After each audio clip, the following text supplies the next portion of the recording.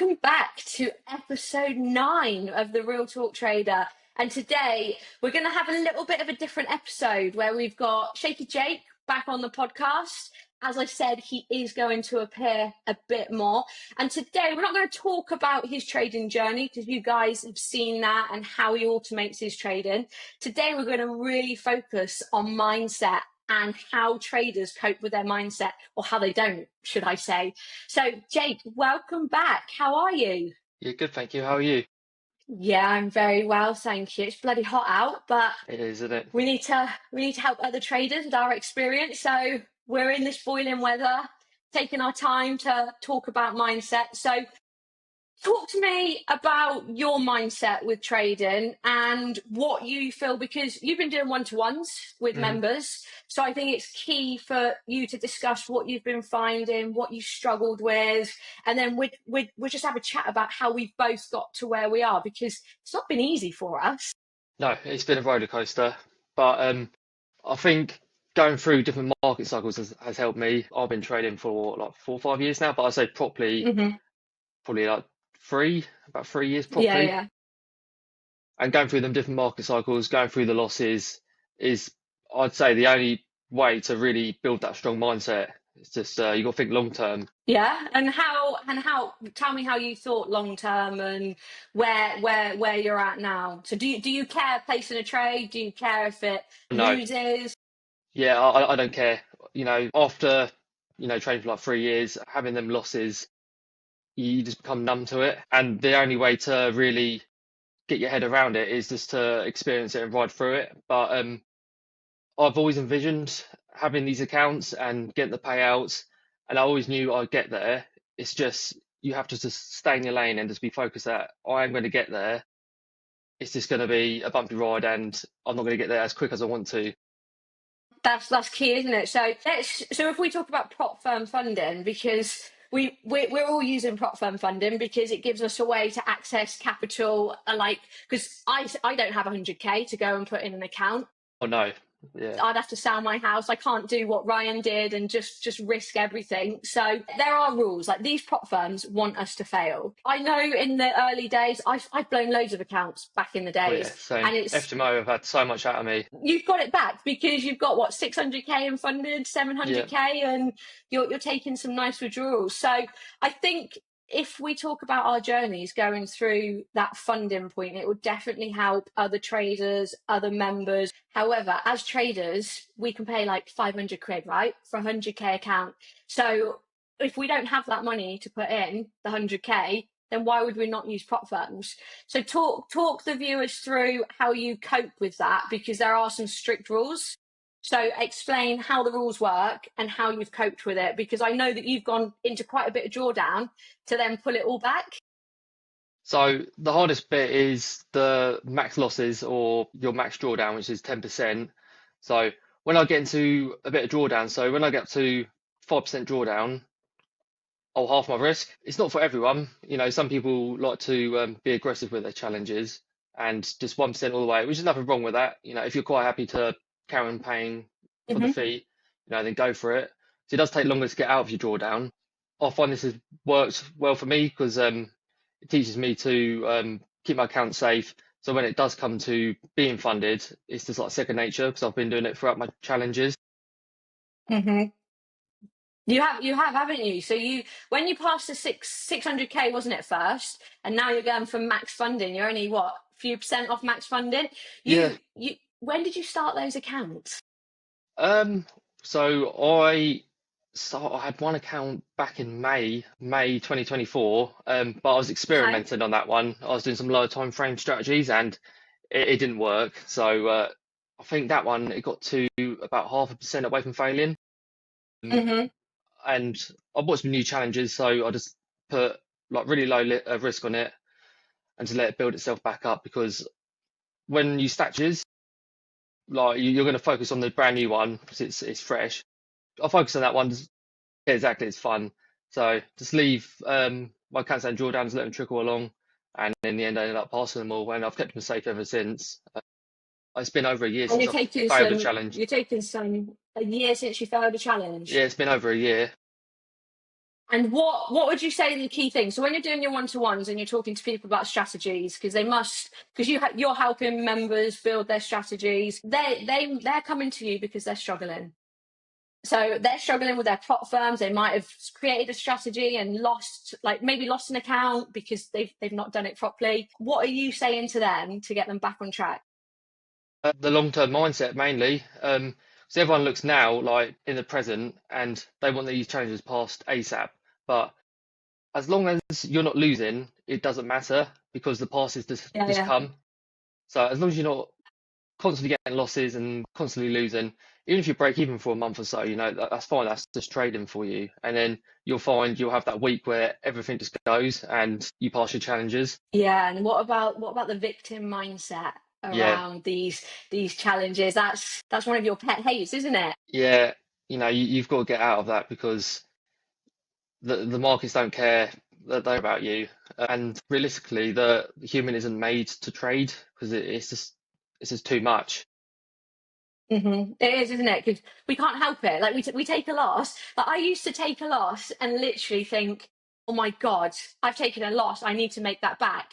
But if you take a win, you've got exactly that same mindset though, because you take 3% and you think like they can't catch me, they can't get me. I'm Yeah, just going to keep going. And then what happens? I have literally been like not even 1%, probably 0.8% away from passing, and I've literally lost an account.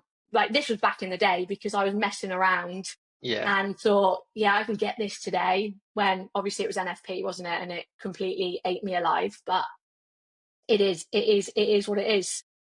yeah. It does take a while to get that mindset of not caring, and the only way is just experience. You just got to ride it out, ride through the tough times because when the good times are good, you literally don't care about the bad times. I think that's the danger.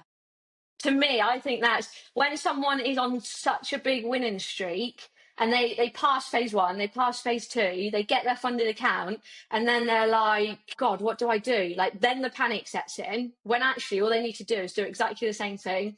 They might take a couple of losses. So what do automated traders do? They literally change their strategy up, Yeah, and then when it was working perfectly in the first place. So when you're talking to members and you're looking at your own strategies, how have you coped with that? Because it is a lot different trying to get that phase 2 to then trying to go those 14 days where you can move your date on FTMO to get that first payout. that yeah, that is a roller coaster. yeah. It is. Having treating my challenges the way I've treated my funded accounts has helped me the most out of anything, I think, because when people get funded, they think, oh, I'm going to make all this money. They leave it at 1% risk and they either lose their account, they might get a payout first, but then they get to Hmm. draw down and they don't know what to do. But if you treat your challenges like a funded account, then you already know what to do. So, Yeah. and honestly, that has helped me the most out of everything in trading, I think. But it's not for everyone because it does take longer. Like now, I'm in the position where I could just leave everything on 1% or leave challenges on Yeah. 1% and be a bit more aggressive with it. But I don't think I will. I quite like what I'm doing now. If it works for you, then Yeah, why change it? But your new challenges that you're buying, I'm guessing, have come from the refunds that you've got from the y- challenges that you've had. So yeah, or payouts. again, your mindset shifts, Mm, because what are your thoughts on people starting with 100k? So say let's use automation as an example. So I want to talk about how mindset affects automation and manual traders, because I think that's key. That is really key. So we will cover that. However, what do you think of people joining and being like 2 weeks later, oh, I bought a 250k account? yeah, that's crazy. You're spending your hard-earned cash on that because that's your 9 to 5 job. You 250k or 200k account, that's like a good like 2 weeks wage for some people or a week's wage. Hmm. So it's like, yeah, you can't be doing that. Start off low, 25k, even 50k maybe. So I went in 100k's every time when I first started, and this is when I was Do you manual regret trading. that? Oh God, yeah, because I spent a fortune on it. Yeah. Oh God, me. I could go through my old FTMOs. Like we've all started somewhere. Like you could Yeah, speak to one of the best traders in the world that you think's the best trader in the world, and then they've also failed. Like you have to fail to get where you are. But back in the day when we started, it was normal. The thing was to do 100k, that's it. Like, I didn't even think of starting a different one. But No, me now, neither. I love my little 10k accounts. That's like my little pocket money when I take withdrawals from It's them fun money. to go. And so any other money that comes in builds my business, builds my future, builds my family's future. And that is fun money to essentially buy more accounts. So, but you're now, where are you going now in terms of where you want to go next? Are you happy with your accounts? Where's your mindset with that? Are you going to keep those accounts going and just get the withdrawals, or are you literally building I'll that keep capital? going. There's no reason not to keep going, really, is there? Especially with TGS prop. What is it? It's like 1 million or 2 million you Two can have. million, So yeah, 2 million plus. you'd be crazy not to. So I've bought my first 250k challenge, which I've Ooh. never gone that big before, and it's pretty crazy seeing the numbers. Um, And because did you buy I that know, from a withdrawal? yes, I did. Okay, fine. Because I know I will pass it at some point. It just may take me a couple of months. It may take me a week, but I know I will pass it. It's just gonna take. Usually takes longer than you want. Yeah, but I think that's I the think issue you with are like right. people they get stuck with auto trading. They start like make some strategies like it's all right. I want this account passed, and then they get into a bit of drawdown, and then the panic starts to come in, Hmm. uh, And then what do they do? and they blow their accounts. They do. People, that is the thing with humans, is we think we are better than technology. And unfortunately, we're not, because we have emotions and we literally can't cope. Like, if you never ever had a 100k account and you're on, I don't know, you take home three grand a month, having 100k, even in the challenge phase, and getting to that 8, 10%, that 8 grand or 10 grand, that is a lot of money sat in front of Yeah, you. So it does. There's probably such a high population, not our auto traders, because they are doing really well, but there's probably at least 90% of traders that pass these challenges and never make it to withdrawal. yeah, because it's a lot of money, isn't it? But even like 1%, like it's a lot of money. Can change your life. I'm quite happy with just 1 or 2% withdrawals. I don't go for anything crazy. There's no need to really. Especially with FTMO, every 2 weeks you can get a payout, so there's no need to like leave it for a month or so and like build it No, up. no point risking it. So do you play? I call it the prop firm chat, like the prop firm game. You've heard me talk Yes, I about this do. Yeah, before. yeah, Yeah. So you have like absolutely. set amounts, and then you'll take that, and then you'll leave one to go, and Yeah. So where I only really use TGS and FTMO, TGS it's monthly. So with that, I do leave a couple of accounts for the month, and whatever is after that month, I'll withdraw. But FTMO, I play the game with because it's every 2 weeks. So if I get to say 2%, I'll pause it and just take the withdrawal. Or let's say I'm only like 1% up, and my withdrawals in a couple of days, I'll just turn it off. It's money at the end of the day. that's still $800. Yeah, So that's still like 600 and something quid. That's potentially something like that is someone's week's wages. So it does make a difference, and we've all got our own goals, we've all got our own whys. So finally, just want to talk about the difference between manual trading emotion and automated trading emotion. What would you say is the big difference between the two, or something that a manual trader might do that an automated trader will probably refrain from doing? well, me and you were quite lucky because we started manual trading before auto trading. So we had built this mindset up beforehand. So I think with auto trading, people go and thinking, it's a machine, it's just going to make money, but it's not a magic tool.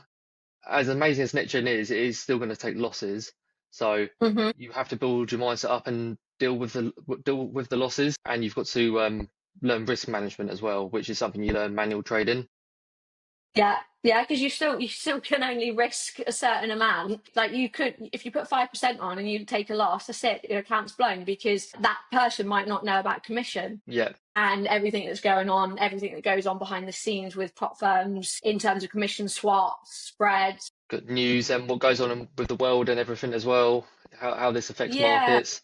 But these are things you learn manual trading because you've got to study, don't you? Yeah, but we with automated trading there is that benefit. But I think my one tip from me would be to anyone watching this is to just get stuck in. If you do not have the money to purchase those big accounts or it means something to you, do not do it. The amount of people that I speak to that turn around and say to me, I've definitely not got that much. I definitely, but I'm going to buy it anyway. And then what do I see them doing on Instagram? They're bloody out drinking all weekend, or they've bought tickets somewhere. They bought all these designer clothes. Like, to me, that is probably my pet hate is people saying, one, they don't have the time, and two, they don't have the money. If you don't Time have is the a big money, one. I hear that a lot. it is I haven't got time, it or I'm is. busy. You make time, you find time. And with money as well, like you got to treat it as a business. You may not make money for another year or two, but most businesses don't. So Hmm. this goes back to the long-term mindset and how you have to think into the future. Brilliant. I think we'll leave it there. Thank you, Jake, for coming on. And we're going to get Jake back again in a few weeks. And so, if you want us to cover anything in particular, anything you're struggling with, like we are just normal people that trade, and we have become successful from trading. So, if you want to know anything else, please drop Jake or I a message, and of course we'll cover it for you. So, thanks again, Jake. No worries, thanks for having me on.